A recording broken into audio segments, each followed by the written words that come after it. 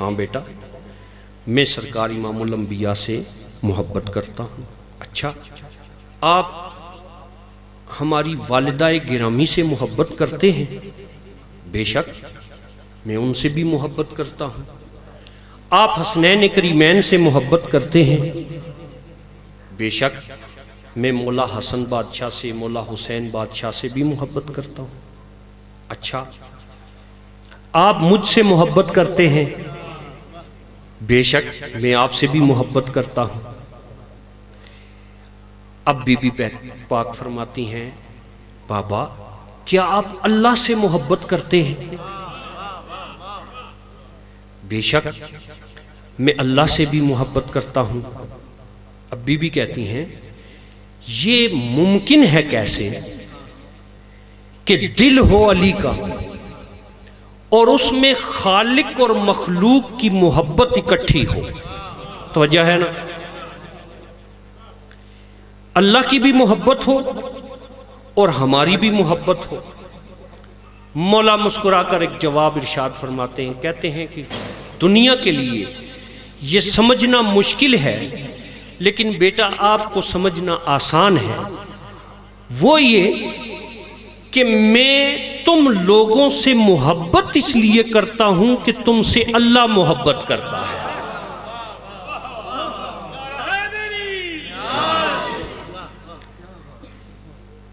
اللہ تم لوگوں سے محبت کرتا ہے تو علی بھی اس سے محبت کرتا ہے۔ تو وجہ ہے نا، صلوات پڑھیں بابا جی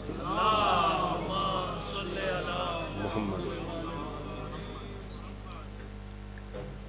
سرکار یہ جو بندگی ہے یہ محبت کا نام ہے۔ اگر آپ کو جکڑ کر پابند کر کے کوئی زبردستی عبادت کروائے تو وہ ایکسرسائز ضرور ہے، ورزش ضرور ہے، وہ عبادت نہیں ہے۔ عبادت وہ ہوتی ہے جو خلوص کے ساتھ، دل کے ساتھ آپ اللہ کو راضی کرنے کے لیے کوئی بھی عمل کرتے ہیں تو وہ عبادت ہے۔ تو وجہ ہے نا، یہ باتیں میں عرض کر چکا ہوں گزشتہ کی گفتگو میں کہ اللہ کی عبادت اسے کہتے ہیں جس سے وہ راضی ہو جائے، اور اس کے راضی کرنے کے لیے بندہ جو کچھ کرتا ہے وہ بندگی ہے۔ بندہ کہتے ہی اسے ہیں جو پابند ہو۔ تو وجہ ہے نا، پابند ہو، کچھ حیود و قیود کا، حدود کا وہ پابند ہوتا ہے تو اسے کیا کہتے ہیں؟ بندہ۔ ایک بات پھر کرتا چلوں، بسم اللہ الرحمن الرحیم، سبحان الذی اسری بعبدہ۔ وجہ ہے نا، سبحان ہے وہ ذات جس نے سیر کرائی اپنے عبد کو، اپنے عبد کو یعنی بندے۔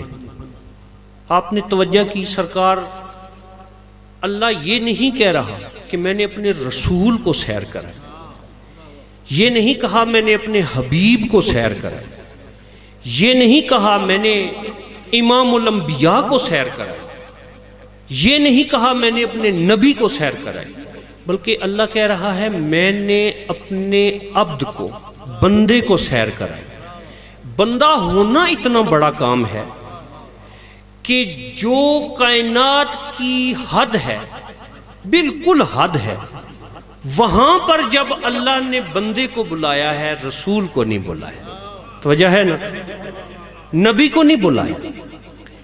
اس کا مطلب یہ ہوا کہ جو کچھ بھی معراج میں ہوا، جو کچھ بھی معراج میں ہوا وہ بندگی تھی، ٹھیک ہے، وہ عبادت تھی جو کچھ ہوا۔ کچھ عرض کرتا چلوں، پھر تھوڑا سا مجھے اس فکرے کے لیے بات کرنی پڑے گی کہ سرکار گئے معراج پر، حدیث قدسی ہے، سرکار اپنی جنت میں گئے، وہاں سرکار نے اعلیٰ سے اعلیٰ شجر دیکھے، تو سب سے خوبصورت شجر پر سرکار کی نگاہیں ٹھہر گئی. سرکار کے دل میں اس شجر کا پھل کھانے کی خواہش پیدا ہوئی. ادھر خواہش پیدا ہوئی، ادھر وہ پھل مولا کے سامنے آ گیا. مولا نے عالم معراج میں وہ پھل تناول فرما لی.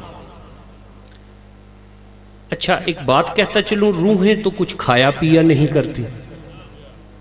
یہاں لکھا ہے سرکار نے وہ پھل کھا لیا، تو اس کا مطلب یہ ہوا کہ خالی روح نہیں گئی تھی. تو وجہ ہے نا، جسم بھی گیا تھا. نماز مومن کی معراج ہے. تو کیا آپ نماز میں خالی روح کو کھڑا کرتے ہیں؟ نہیں، جسم ساتھ ہوتا ہے. دونوں کی موجودگی میں رب العزت کو جو سجدہ کرتے ہیں تو اسے نماز کہتے ہیں. تو یہی معراج ہے. تو روح اور جسم ساتھ ہوتے ہیں. سرکار گئے، پھل کھا لیا. اس پھل کی عجیب و غریب خوشبو مولا کے دل و دماغ میں بس گئی. اس کے بعد پھل کھا لینے کے بعد اپنے پروردگار سے سرکار ہم کلام ہوئے. تو اللہ نے کسی ایسے لب و لہجے میں گفتگو کی کہ سرکار کا لطف دوبالا ہو گیا. دو چیزیں مولا کو معراج میں ملی، ایک کھانے کی خوشبو ملی، ایک انداز گفتگو ملا. بس یہ دو چیزیں سرکار معراج سے معراج کی یاد لے کر واپس آئے. واقعہ معراج کے 1 سال بعد جناب خدیجۃ الکبریٰ سرکار کو اللہ نے ایک بیٹی عطا کی. سرکار نے گھر میں قدم رکھا تو جناب خدیجہ سرکار نے اس بیٹی کو اٹھایا اور سرکار کے سامنے کیا کہ مولا بیٹی مبارک ہو. سرکار نے بیٹی کو گود میں لیا اور دائیں بائیں دیکھا. مولا کیا دیکھ رہے ہیں؟ توجہ رکھیے گا. تو سرکار نے ایک جملہ کہا، یہ تو اس پھل کی خوشبو ہے. توجہ ہے نا، وہ جو میں نے معراج میں کھایا تھا. بس امین محترم، اگر بات سمجھ میں آ گئی تو بات کمپلیٹ کروں کہ اگر سرکار امام الانبیاء علی کے گھر آتے تھے تو وہ احسان کر کے نہیں آتے تھے، اپنی معراج کے لیے آیا کرتے تھے. جب دل کیا پھل کا تو خوشبو سونگھ لی، جب انداز گفتگو کی یاد آئی تو بھائی سے بات کر لی. صلوات پڑھ دیجیے محمد. ضمناً بات آگے، ہدی للمتقین، ہدایت ہے متقین کی. تقوی کی سمجھ آئی. اہل بیت کی محبت کو دل میں بسا لینے کا نام تقوی. جناب میثم تمار کو سرکار نے ایک علم عطا کیا اور اس علم کی چاشنی یہ تھی، خوبصورتی یہ تھی کہ سرکار کسی کو بھی دیکھتے تھے تو اس کا جو اجل کا وقت تھا، یعنی اس کی موت کا وقت تھا، وہ جناب میثم تمار کے سامنے آ جاتا تھا. وجہ ہے، اب جب سرکار نے یہ علم عطا کیا جناب میثم کو تو سرکار میثم نکلے. آگے سے چھوٹا سا سن ہے، حبیب ابن مظاہر آ رہے ہیں. میثم نے کس کو دیکھا؟ حبیب کو. حبیب کو دیکھ کر ایک جملہ کہا کہ صحرا ہے اور بہت سے لشکری ہیں، سارے مارنے والے ہیں اور حبیب صحرا میں ذبح ہو رہا ہے. بسم اللہ، حبیب ذبح ہو رہا ہے. حبیب نے میثم کو دیکھا اسی طرح سے جیسے میثم نے دیکھا. حبیب نے دیکھا اور کہا کھجور کا درخت ہے. تو وجہ ہے نا، کھجور کا درخت ہے اس کے ساتھ میسم لٹک رہا ہے. میسم نے حیران ہو کر کہا میں تو اتنی خدمت گاری کے بعد آج سرکار نے یہ عطا کیا ہے. کہا جنہوں نے آج عطا کیا ہے ان کے بیٹے مجھے پہلے سے دے چکے ہیں. یا علیہ. تو سامعین محترم، پاکوں کا پیار دل میں بسا لینے کا نام تقویٰ ہے. اس سے کبھی تہی دامن نہ ہوئیے گا. اس کے ساتھ تمسک رکھیے. یقین رکھیں کہ ہدایت متقین کے لیے، اور جو متقی ہیں کل اسی سے اپنی گفتگو آگے کریں گے کہ متقی کا درجہ کیا ہے. تو وجہ ہے نا، صرف ایک بات متقی کے حوالے سے، تاکہ کل کی گفتگو میں اس کا سیکوینس رہے. کہ ٹائم مکمل تو نہیں ہوا، 5 منٹ لے سکتے ہیں. صلوات پڑھیے باواز بلند.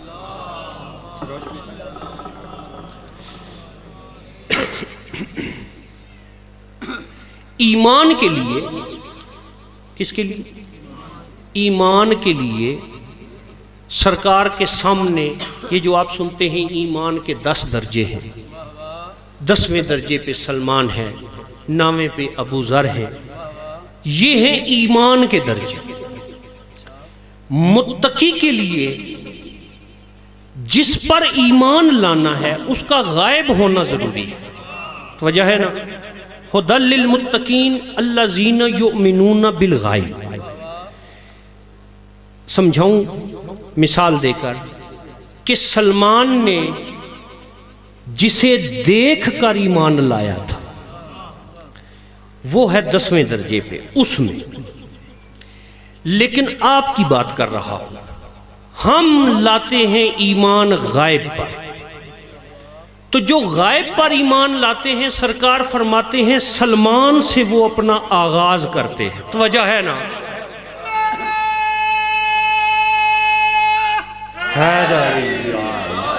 ہم نے تو دیکھا ہی نہیں. ہاں، سلمان نے دیکھ کے مانا. جو بغیر دیکھے ہوئے مانے وہ متقی ہے. تو تقوی کا آغاز ایمان کے بعد ہے. تو وجہ ہے نا، یہیں سے اپنی بات کا آغاز کریں گے کہ کربلا کے میدان میں متقی تھے سارے، تقویٰ تھا ان کے پاس. کربلا کے میدان میں جتنی بھی جنگ ہوئی وہ متقیوں اور منافقوں کے درمیان ہوئی.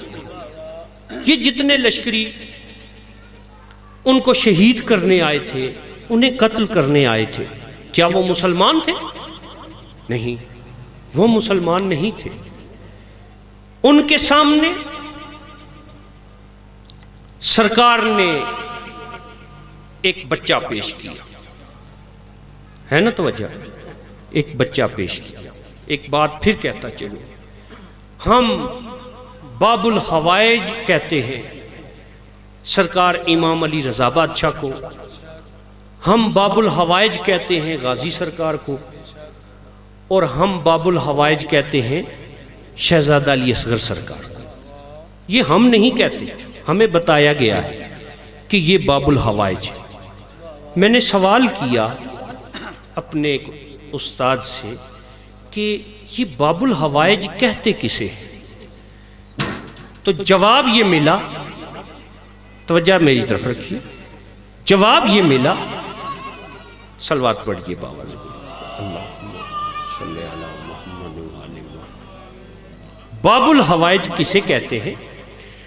استاد نے بتایا کہ باب الحوائج اسے کہتے ہیں کہ جس کا کوئی اللہ پر اتنا بڑا قرض ہو کہ اللہ اس کی بات کو رد نہ کرے.